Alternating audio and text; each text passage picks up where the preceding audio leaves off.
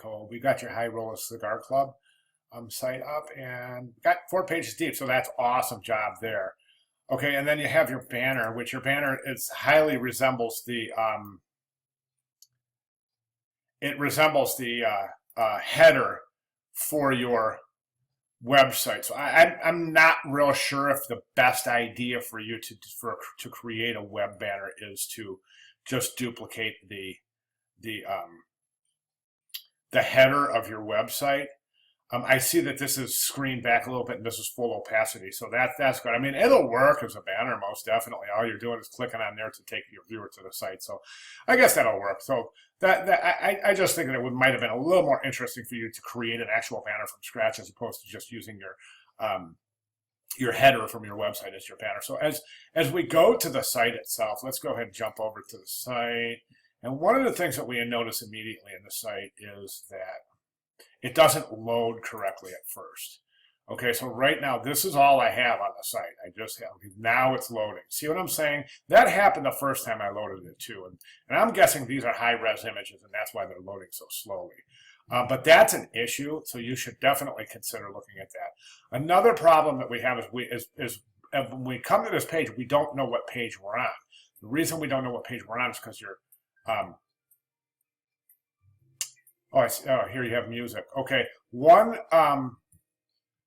suggestion is to always give your viewer a way to turn the music off if they choose. Okay, I'm gonna go ahead and mute that tab, but always give your viewer a way to turn the music off in case they don't want to listen to the music while they're perusing your website. Okay, so as I was saying, okay, the problem here is that you don't know what page you're on until you scroll down, and your navigation is located at the bottom of the page, which is really, really irregular. You would always want to show your navigation somewhere at the top of your page above the fold so that the viewer can get to different places without having to scroll around. Okay, let's go ahead and take a look at the website itself. Here's our home page, and as we can see, looks like that. Okay, that page takes a second to load up, and then there's nothing here on the home page. Okay, so let's go to the About page. Yeah, this would not be a site that you would want to include in a portfolio co-op because it doesn't work. It's not working. It's not loading pages. Let's jump back here. Let's go to the gallery.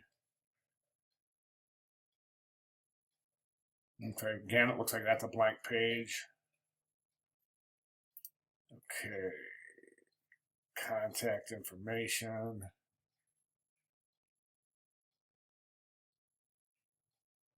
Okay, so your contact information is working. I'm wondering if